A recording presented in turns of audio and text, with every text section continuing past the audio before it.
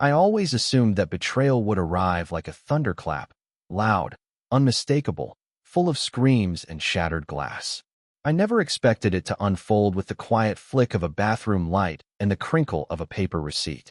The day it began, I came home early.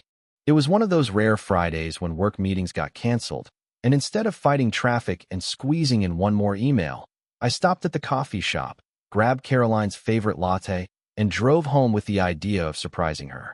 Something sweet and unannounced. A small romantic gesture. She wasn't home. The kids were still at school.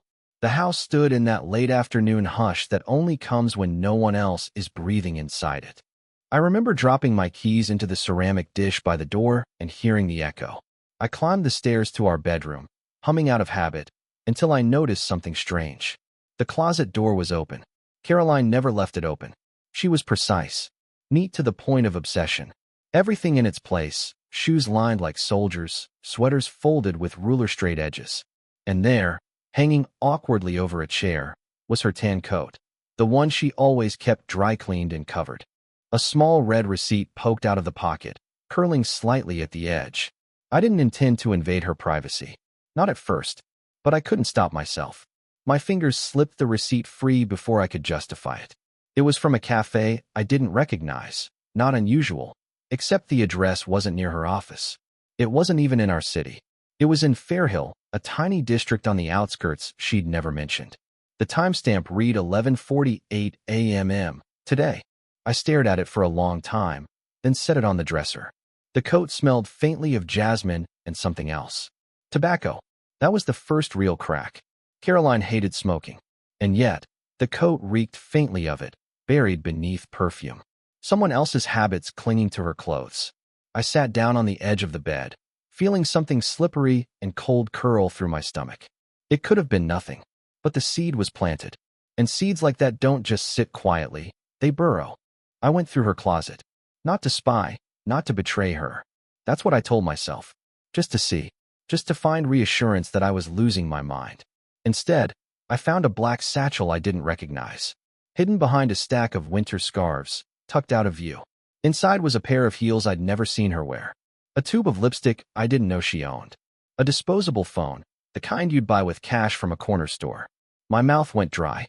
I pressed the power button. It lit up. 5 unread messages. I didn't read them, not then. I just held it, the weight of it heavy in my palm, as if it contained some other version of Caroline I didn't know. By the time she came home, the sun had set, and the kids were back from school. I was making pasta in the kitchen, trying to look normal. She walked in, kissed me on the cheek, and said, smells amazing. I watched her smile, radiant and casual, and thought, who are you? That night, after we put the kids to bed and watched an episode of some show we'd half followed for years, I made an excuse to head out for groceries. She didn't even blink. I took the satchel and the disposable phone with me. I didn't go to the store. I drove to the edge of town, to the industrial side, parked in a forgotten lot, and opened the messages. 3 were blank, just timestamps and numbers I didn't recognize. The 4th said, same place? 3 p.m. The 5th was a location pin. Fairhill. I tapped the address. It was an apartment building. Old, brick-faced, with green fire escapes and rust-stained windows. I copied it down and drove home, hands trembling against the steering wheel. For 2 days, I said nothing. I became an actor in my own life. I laughed when I was supposed to. I kissed her good morning. I helped the kids with homework. But beneath it all, I planned. The following Monday, after dropping the kids off at school, I called in sick to work. My hands shook as I parked 3 blocks away from the Fairhill building and waited in my car, windows cracked just enough to keep the glass from fogging. At 2:56 p.m., I saw her. Caroline, my wife, wearing dark jeans and a leather jacket she never wore around me. Her hair pulled back, big sunglasses hiding half her face. She walked like a stranger. She didn't see me. She walked up the steps of that building, pulled out a key, and let herself in. My heart stopped. I waited. At 4:32 p.m., she emerged.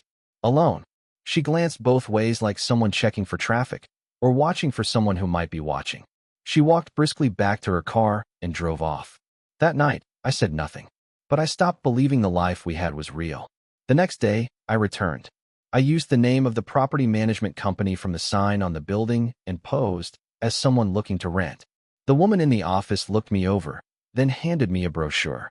When I asked about availability, she pulled out a folder and flipped through a few pages. And then I saw it. Unit 3B. Rented 6 months ago. The name on the lease, Eleanor Vance. I stared at it. That wasn't Caroline's name. It wasn't even close. But I knew her handwriting. The signature on the lease, it was hers. My wife had another name. My wife had another apartment. I excused myself, walked to my car, sat behind the wheel, and tried to breathe. My vision blurred. The streetlights flickered on, casting everything in sickly yellow. When I got home, Caroline was making cookies with the kids. Laughing, apron on, hair tied up the same way it had been when we used to dance in the kitchen to old Fleetwood Mac songs. She looked up, caught my eye, and smiled like everything was fine. That night, I couldn't sleep. I lay beside her in the dark, her breathing even and calm, while I stared at the ceiling and wondered who was sleeping next to me. The apartment. The phone. The messages. The false name. This wasn't a fling. This wasn't a mistake. This was a double life. And I was the idiot husband in the front row seat of a performance I'd never been invited to understand. I had no proof of who the man was. No idea what she did in that apartment. Not yet. But I would. I wasn't going to confront her. Not now. Not until I knew everything. I would learn where she went, who she met, what name she used when she smiled at him. And when I did, when I had it all laid out, I wouldn't scream. I would burn the truth into the fabric of her perfect little world. She wanted a second life? Fine. Let's see what happens when I tear both of them apart. The next morning, the lie sat beside me at the breakfast table, sipping coffee from a mug that read Best Mom Ever. Caroline wore her pale blue sweater, the one I bought her last Christmas, and talked about taking the kids to the park that weekend. I nodded, pretending to listen, feeling like I was watching a stranger in my wife's skin. I was still thinking about the name on that lease. Eleanor Vance. Not a nickname. Not a shortened version of her real name. It was a full reinvention. What kind of person rents an apartment under a fake name? A woman with secrets. That afternoon, I returned to the apartment building in Fairhill. I parked a block away and walked the perimeter twice. There were security cameras above the entrance. An old intercom system buzzed each time a resident passed through the door. I didn't have a key, and I wasn't about to force entry. Not yet. So I waited. At 4:45 p.m., the door creaked open. A man with a laundry basket stepped out, and I slipped inside behind him, murmuring thanks he didn't really hear. Inside, the hallways smelled like paint thinner and old carpet. I found 3B halfway down the second-floor corridor. The door was nondescript, its number crooked, one screw loose. I knelt slowly, pulled out a small adhesive patch from my coat pocket, and pressed it against the corner of the doorframe. The micro camera would pick up anyone entering or exiting. Battery life, 72 hours. Storage, encrypted. It would start recording the moment motion was detected. My heart pounded as I descended the stairs and exited the building. I didn't look back. That evening, Caroline said she was going to meet a friend from work. Drinks, she claimed. I asked who. She said, Mira, the new project manager. I nodded again, smiled. Have fun. I watched her drive away in the SUV we bought together, her silhouette fading into twilight. 30 minutes later, I checked the camera feed from my phone. She entered the building at 7:12 p.m., wearing a black trench coat and low heels. She was alone. I waited, refreshing the stream every few minutes. She didn't come back out until 9:48. Still alone. But what shook me wasn't the timing. It was the smile. The camera caught it as she turned her face slightly toward the hallway light. It wasn't the polite smile she wore with the kids, or the tired smile she gave me after a long day. This smile was different. Relaxed. Pleased. Private. She was herself there. That apartment, 3B, was where she let her mask drop. I slept poorly that night, scrolling back through the footage again and again. The next day, while the kids were at school and she was at work, I returned to Fairhill. I had a spare key made. I'd copied the impression of her apartment key when she left her ring set on the counter one night. She said she'd forgotten it in the rush. I now believed it was because she didn't want to carry the second life with her into ours. The locksmith made the duplicate in 20 minutes. My stomach churned as I drove back to Fairhill, key burning in my pocket. No one was in the hallway. I unlocked the door and stepped inside. The air inside 3B smelled faintly of lavender and linen. Cool, still, feminine. The living room was minimal but elegant. A small couch, a glass coffee table, a bookshelf with precisely arranged titles. Art, architecture, poetry. None of these were things Caroline read at home. A kettle sat on the stove. A half-used candle on the windowsill. A pair of high heels by the door. Nothing extravagant, but everything here felt curated. On the kitchen counter was a notebook. I flipped it open with gloved hands. To be someone else, even for a few hours, is a gift. The handwriting was hers. A second entry read, "He knows me better than anyone ever has. Better than David." David. That was me. The room spun for a second. I sat down, notebook in hand, breath shallow. She was writing about him. I kept reading. No names. Just he. Descriptions of nights they'd spent here. Dinners. Jokes. Touches. How he made her feel alive again. How she never meant to lie. How the guilt weighed on her shoulders, but not enough to stop. She wrote like she was talking to a mirror. She admitted she loved him. That she'd known him before me.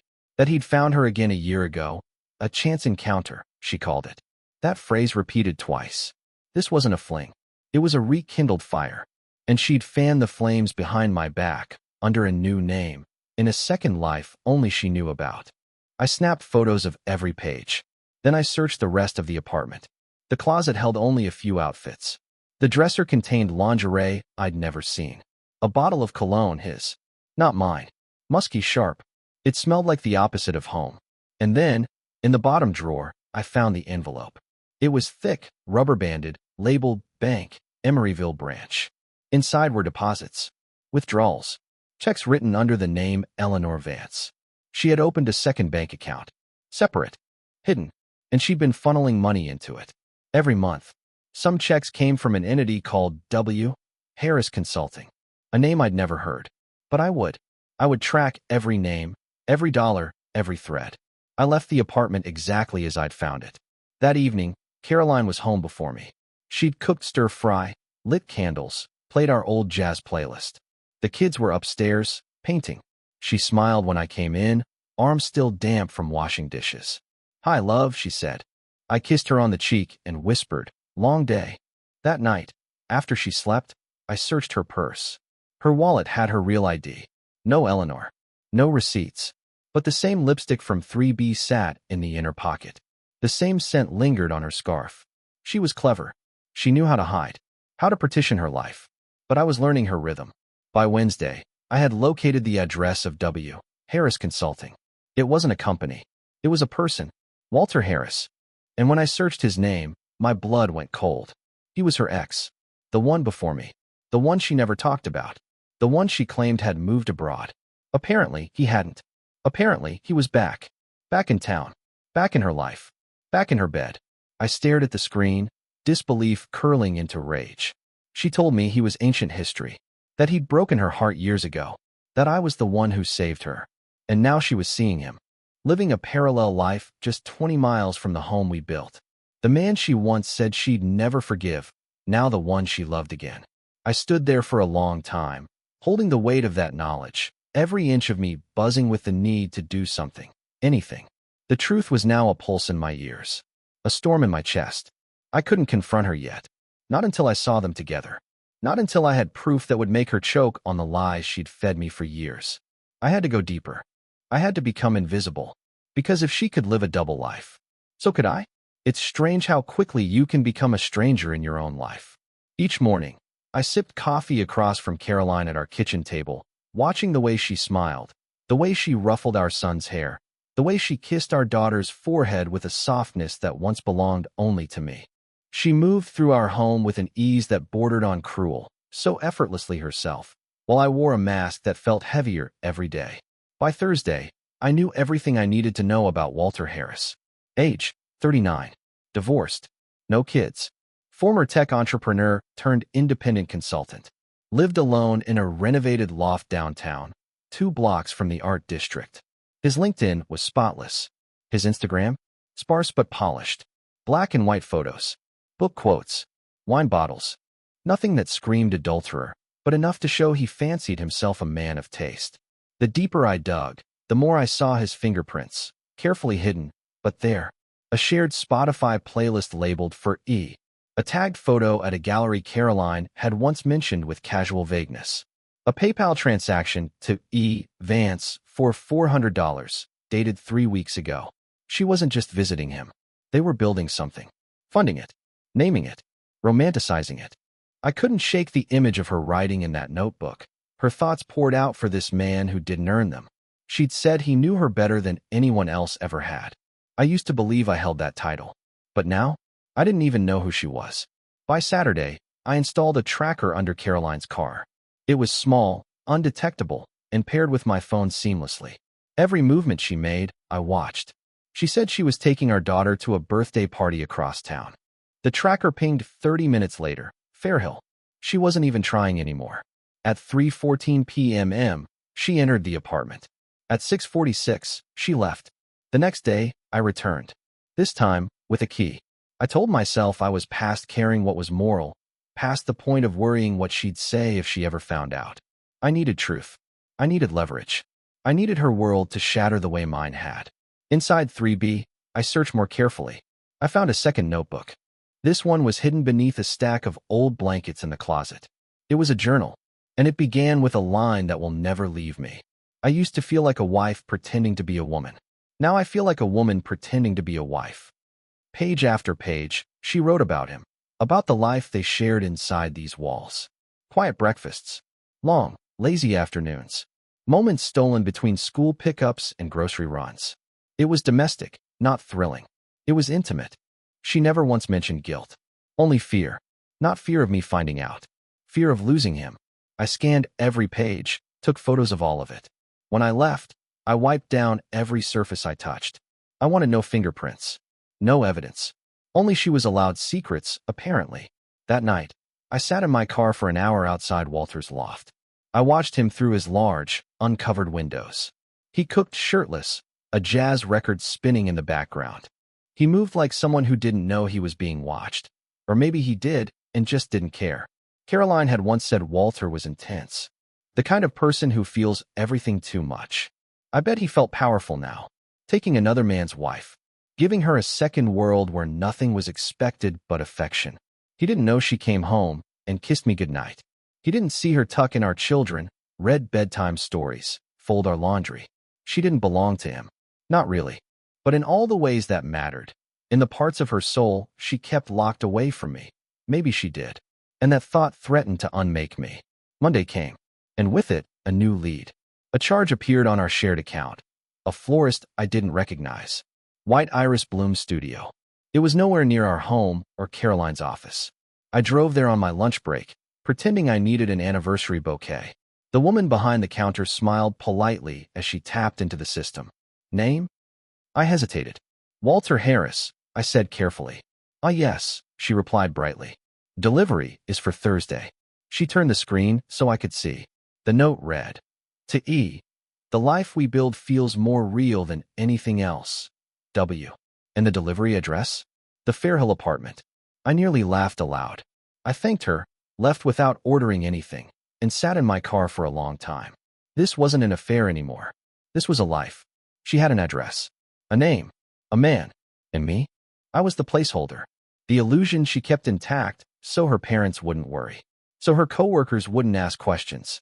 So the kids wouldn't see the truth. I was the scaffolding holding up her real world. But scaffolding rusts. And I was about to collapse it all. I devised a plan. On Thursday, I told her I had a late meeting. She said she might stop by Myra's for wine.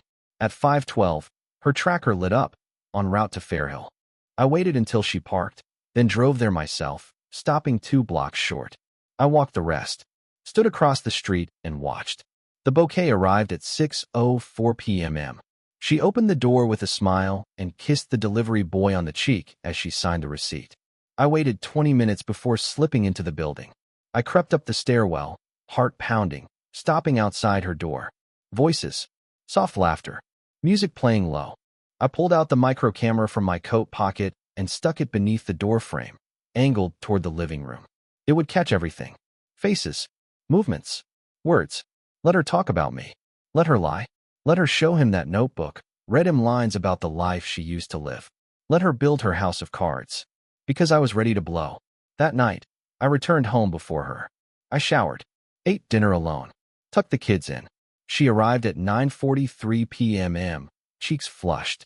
Wine night turned into charcuterie night, she said, laughing as she toed off her shoes. I smiled.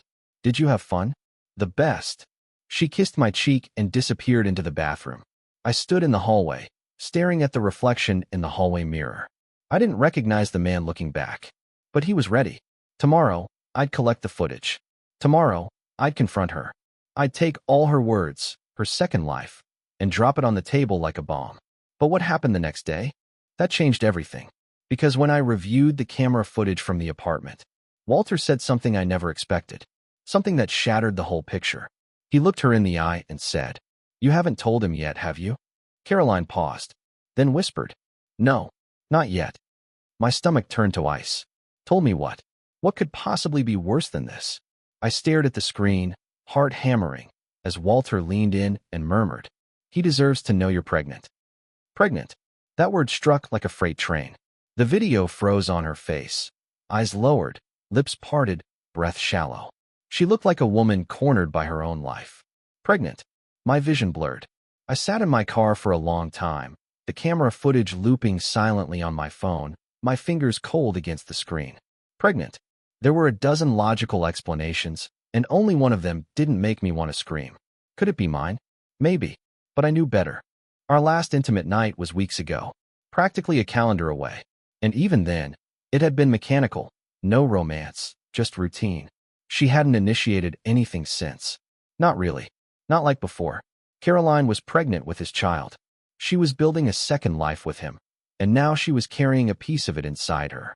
I sat there for hours, unmoving. I didn't cry. Couldn't. I just existed in a hollow kind of rage, the kind that numbs before it burns. That night, I didn't sleep. I lay in bed beside her, listening to the sound of her breathing. I thought about how easy it had become for her to lie, to laugh, to exist in two worlds without faltering. And I realized she was never going to tell me. Maybe she meant to. Maybe she thought she'd find the courage. But she wouldn't. She'd carry that child. She'd pretend it was mine. And maybe, if it came out with different eyes, different hair, she'd say it was a fluke of genetics, a recessive gene. She'd play the long game. And I'd raise another man's child. Unless I stopped her. The next morning, I called in sick. Again. I took the kids to school myself and drove straight to a lawyer's office. Discreet. Recommended by a friend who had survived something similar. Her name was Cassandra Wells. Sharp. Unblinking. Infidelity's tricky, she said, sliding a folder across the table.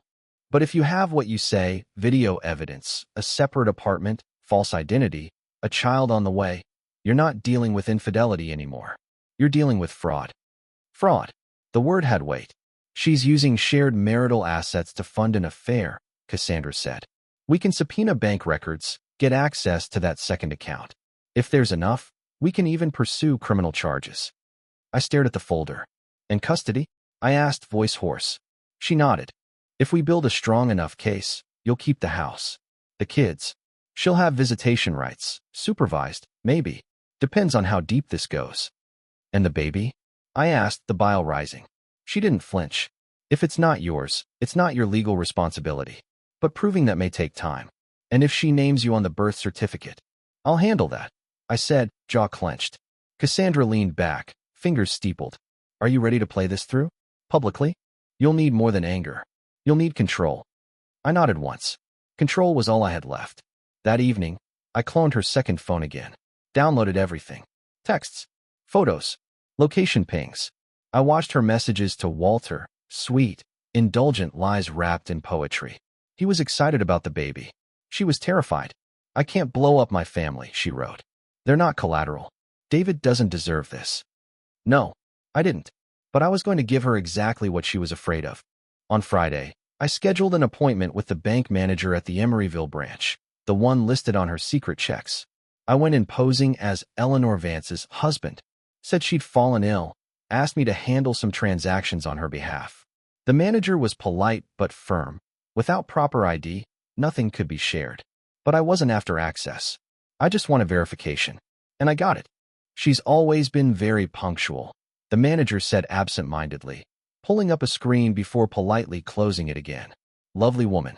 Always asks about the flowers in the lobby. So she had come in person, with her fake name, her fake account, her fake smile. Back in my car, I called Cassandra. Confirmed the second account. I told her. She's using it regularly. Good, she replied. We'll get a subpoena drafted Monday. Anything else? I paused. There's a video, I said. From the apartment. She admits the pregnancy. Says it's not mine. Silence. Then, send me everything. I did. That night, I prepared for war. The kids were at my parents' for the weekend. Caroline thought we had plans to watch a movie, maybe go for a walk. She came home at 6:17 p.m., cheeks flushed from the cold, hair slightly damp from a passing drizzle. She dropped her bag, kicked off her boots, and smiled like nothing was wrong. Hey you, she said softly. Long week. Yeah, I said, barely looking up from the couch. She flopped beside me, curled into the blanket, and laid her head on my shoulder. Her touch made my skin crawl. Did you eat? She asked. Not hungry. She sighed, then kissed my cheek. Let's just do nothing tonight. I didn't respond. We sat in silence. She scrolled her phone. I stared at the TV screen, watching a news broadcast I wasn't really hearing. My mind was already in motion. The next morning, I checked the apartment feed. Nothing. Then at 3:01 p.m., the camera caught them. Caroline. Walter. Together. He had his arm around her. She looked up at him with that same private smile. She said something. He laughed. Then he bent down and kissed her belly. A long, slow kiss. They were celebrating. I turned off the feed. I couldn't watch anymore. Instead, I drove to the apartment. I waited outside. Again. She left at 4:56 p.m., same coat, same heels, same secret smile. She didn't see me. She didn't know I followed her. She didn't know I watched her stop at a pharmacy on the way home, pick up a prenatal vitamin refill, and hide the bag in the glove box. She didn't know I entered 3B 10 minutes later using the key she thought was hers alone. Inside, I walked through the apartment like a detective at a crime scene. Every corner was curated. A bottle of wine, 2 glasses, a record spinning softly on the player. They'd made this space into a sanctuary. I opened the drawers, checked for anything new. There it was. An ultrasound photo, pinned to the wall with a gold paperclip. I stared at it. Then I scanned it, pocketed it, and left everything else exactly where I found it. I exited the building without a sound. When I returned home, Caroline was cooking. She looked up and smiled. Hey, she said. You were out. Yeah. Everything okay? I nodded slowly. I think I just needed some air. She turned back to the stove, humming. That night, after dinner, I told her I was going to the basement to finish some work. She kissed me goodnight, distracted, already texting someone I suspected was him. I spent the next 3 hours printing everything. Photos, transcripts, bank statements, apartment footage, the ultrasound. I arranged it all in a large envelope. Labeled it. To Caroline, the real version. And then I did the same for Walter. The next day, I hand-delivered both. His, I left at the door of his downtown loft, taped to the window where he couldn't miss it. Hers, I slipped into her briefcase. The one she never opened until she reached the office. By the time I arrived home, my phone buzzed. It was a message from her. Just 2 words. We need to talk. I ignored it. Instead, I poured a drink, sat on the porch, and waited for the sound of my world cracking. I didn't answer her call. Not the first one, or the second, or the 5th. Caroline blew up my phone all morning, each voicemail more frantic than the last. The silence clearly unnerved her. By 11 a.m., she was on our doorstep, home from work in the middle of the day, still in her office heels, and that crisp ivory blouse she always wore when she wanted to feel in control. Her hands shook as she pushed open the front door and found me sitting in the living room, sipping coffee, a half-empty envelope on the coffee table. You went through my things, she said without preamble. I looked up. Her face was pale, barely concealed panic beneath her usually unreadable expression. I went through our things, I said flatly. Turns out they weren't all ours. Her eyes darted to the envelope, then back to me. David, don't. I cut her off. Don't call me that like we're still in something real. She opened her mouth to protest, but I raised my hand. Sit down, I said. She didn't. I stood instead, picked up the ultrasound photo, held it between 2 fingers, watching her eyes track it like it might explode. You were never going to tell me, I said. You were going to lie. Raise that child in this house. Let me believe it was mine. She didn't deny it. Instead, she whispered, I didn't know how. My laugh was bitter. You didn't know how? Caroline, you created an entirely separate life. A new name, a new apartment, a lover, and you couldn't figure out how to tell your husband the truth? I didn't mean for this to happen, she said, voice trembling. No, you meant for exactly this to happen. I snapped. Every time you paid that rent, every time you bought groceries for your little love nest, every time you told me you were with Mira or at a meeting, that was you choosing this. I was lonely, she said, eyes watering. I felt invisible. You were never invisible to me. I said, quieter now. You just stopped looking back. There was a long silence. I expected a fight, an explosion, something cinematic. But instead, she looked down, defeated. I didn't want to hurt you, she whispered.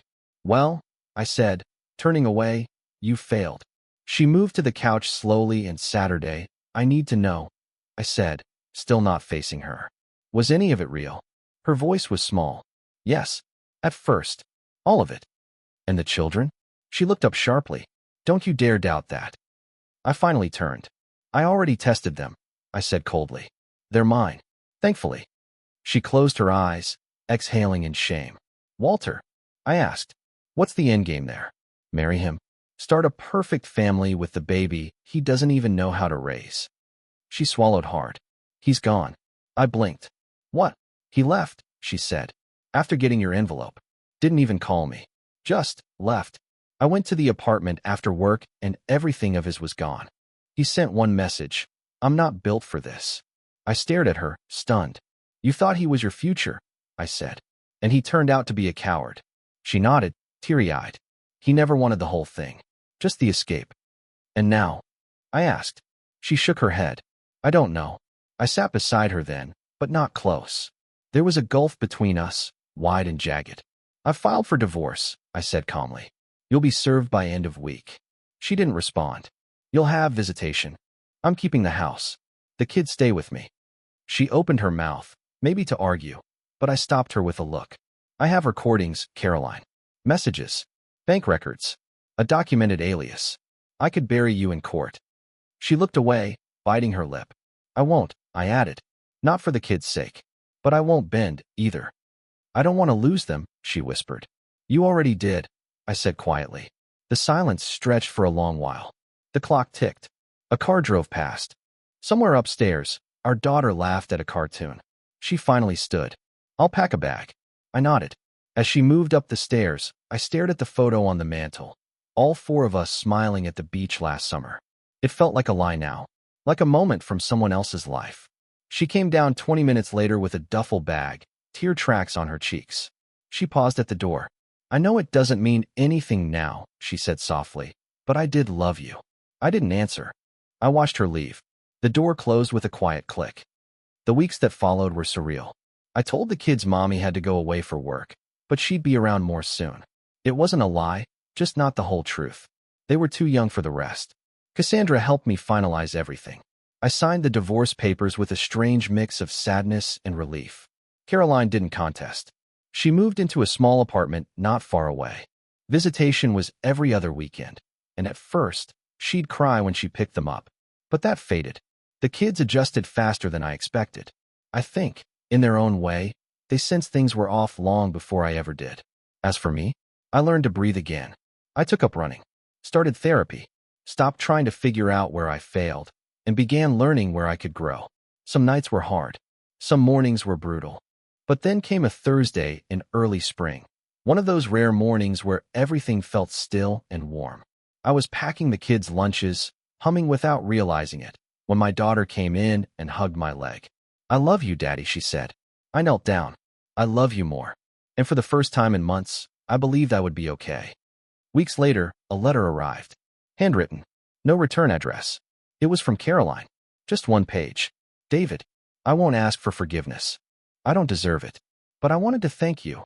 Not for what I did, but for how you handled what came after. You protected the kids. You didn't destroy me when you could have. I'm not asking for anything. I just want you to know that the woman I became, she wasn't born from you. That was my own doing. You were the best thing I ever had, and I was too blind to see it. Take care of them, and take care of you. See, I folded the letter and placed it in a drawer. It didn't make anything better, but it gave me closure.